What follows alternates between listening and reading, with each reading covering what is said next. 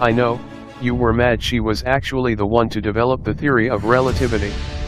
Was not good enough for you, was she, you low-grade patent clerk? So to start, Mileva was born in a rich and well-educated family in Serbia. She was born in 1875. She was the oldest of a family of 3. Her father, Miloš, was a very respected man in his community, was also very wealthy, and he wanted his daughter to study. He spoke fluent German, but not his wife. And she had 2 younger siblings, her sister, Dorka, and Miloš, her brother. And Albert came from a family, his father, he was born in Germany, in a Jewish family. His father, Hermann Einstein, was an industrial, and he had a company doing electric motors. His mother was from a very rich family, and she was quite a nasty character, as we will see. Pauline La Poffine, Pauline the nasty one, she's, as I was called as a kid. So anyway, Pauline Einstein, Pauline Koch, was rather nasty. And he had only one sister, Maya.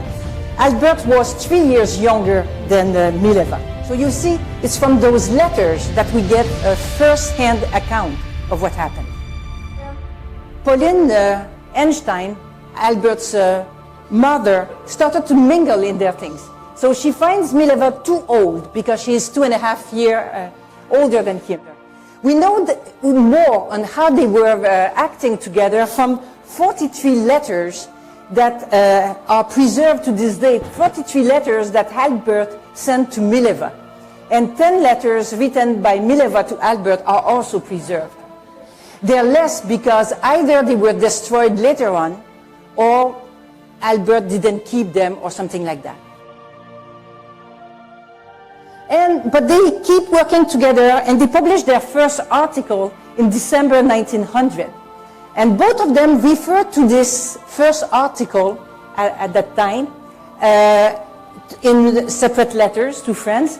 Albert writes, "We will send a private copy to Boltzmann to see what he thinks, and I hope he will answer us." In March 1901, Albert returns to Milan, and he writes, "How happy and proud I will be when the 2 of us together will have brought our work on relative motion to a victorious conclusion." So it's clear that on special relativity, they were working together. Birth of the special relativity, he told one of his biographers, Shankland, that Albert Einstein told this man that his work on relativity had been with him for more than 7 years, and the photoelectric effect 5 years. So this goes back to the times where Mileva and him were constantly working together and discussing. Another biographer of Einstein, Peter Michaelmore, also writes in his book that after having spent 5 weeks to complete the article containing the basis of special relativity, Albert spent 2 weeks in bed while Mileva read the article over and over before posting.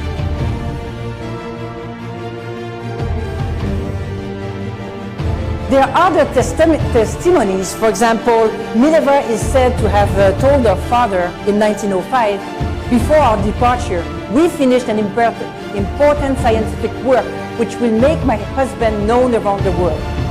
It's also around that time, in 1908, that a patent was taken for an ultra-sensitive voltmeter that was made by Konrad Habich and Mileva and Albert.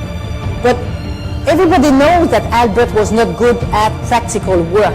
So the first biographer of Mileva wrote that when they were both satisfied, both being Konrad Habich and Mileva, they let Albert the task of describing the apparatus, since he was a patent expert. And it makes sense. It makes sense. But Habich asked Mileva, "Why didn't you put your name there?" And that's where she replied in German. So I'm going to show off my German here. So she says, "Warum? Wir beide sind nur Einstein." So She says, why? The two of us are just one stone, Einstein, a play on word. We are just one unique entity.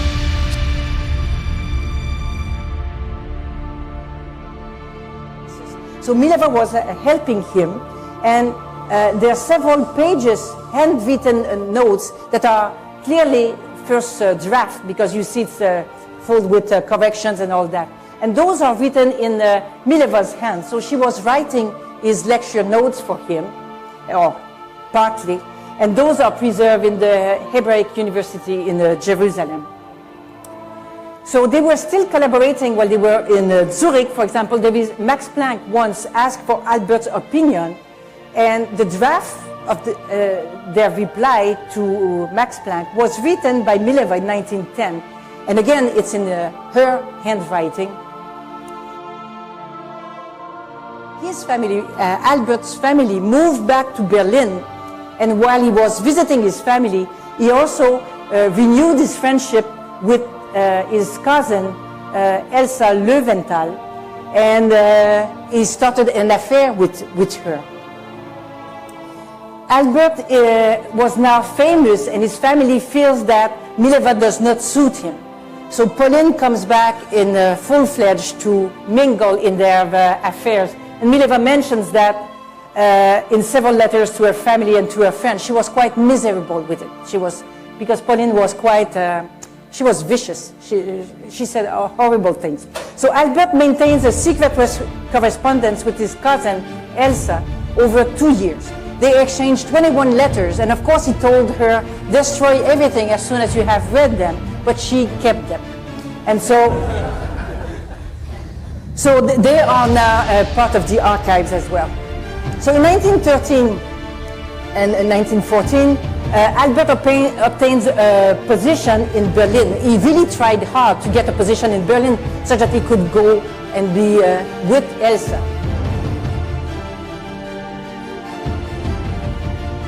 And then the marriage goes really bad, and Mileva didn't want to divorce. She's still in love with the man.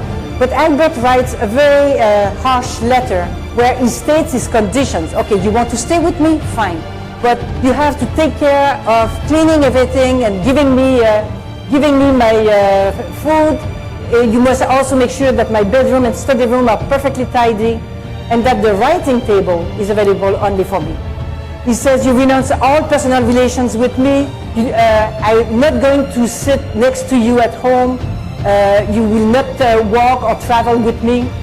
You're strictly obliged in your relations with me to take into account the following items. You dare not reproach me that I do not show you tenderness, but I also do not expect any from you at all. You stop any conversation with me if I demand so. And you must at once leave my room or my working space upon request. So what kind of a relationship is that? And you must not say bad things about me in front of the kids. But what is important? So, okay, a relation going sour, we have all experienced that, unfortunately. But here are two very unusual clauses. He says, the writing table is available only for me. He doesn't want to work with her anymore. And he says, you renounce from me sitting beside you at home, because that's how they were always discussing and sitting together and discussing. So those two prove that they were still working closely together. So Mileva left Berlin, plus her step-family was there and was miserable for her. She left with her two sons, Edward and Hans Albert. And Edward was always in poor health. He had to go to sanatorium for lung problems, and she dedicates all her energy to her sons. She manages from the alimony that Einstein sometimes sent. Hans Albert had to write several times to his father to beg him to send the money because they had nothing to eat. And she also gave private lessons, piano lessons, and physics and math lessons. As I said, Edward was often sick, and he had costly stays in sanatorium. Mileva also had serious health problem in 1916, so all her life she will struggle financially. Edward also in his 20s suffered from schizophrenia and had to be eventually permanently hospitalized. And from the time he was permanently hospitalized, Einstein never visited him. Oh, I know, you were mad. She was actually the one to develop the theory of relativity. Was not good enough for you, was she, you low-grade patent clerk? You know, just the way you used your energy to vibrate into your first cousin, Elsa.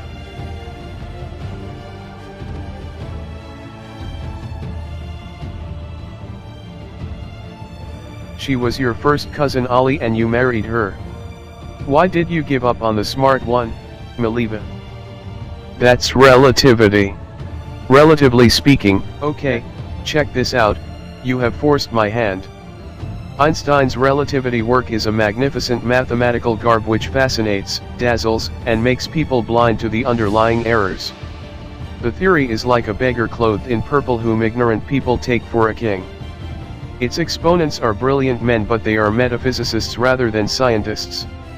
Ollie, you are no king, so guess which one you are? So, what are you saying? Today's scientists have substituted mathematics for experiments, and they wander off through equation after equation, and eventually build a structure which has no relation to reality. I just punked you. Did that sting a little bit, Albert? Let me drop some real genius on you, homeboy. Earth is a realm, it is not a planet. It is not an object, therefore, it has no edge. Earth would be more easily defined as a system environment. Earth is also a machine, it is a Tesla coil. The sun and moon are powered wirelessly with the electromagnetic field, the ether. This field also suspends the celestial spheres with electromagnetic levitation. Electromagnetic levitation disproves gravity because the only force you need to counter is the electromagnetic force, not gravity. The stars are attached to the firmament.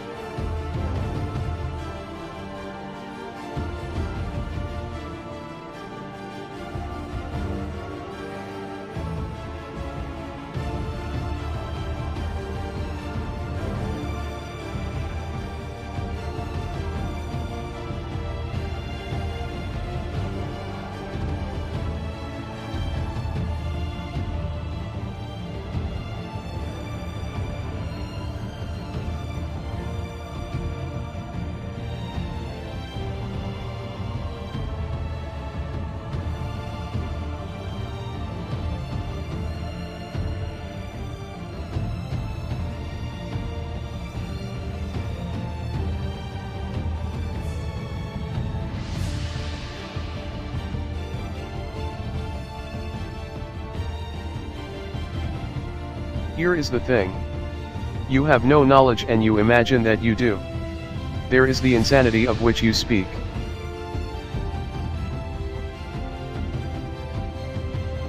That is utter bullshit and you know it. Then again, you just demonstrated to us all, your lack of imagination and knowledge. Why don't you just give up, Ollie? I rest assured that people will one day awake from their slumber and see you for the overrated patent clerk, that I know you are. But, hear this, Ollie. Let the future tell the truth, and evaluate each one according to his work and accomplishments.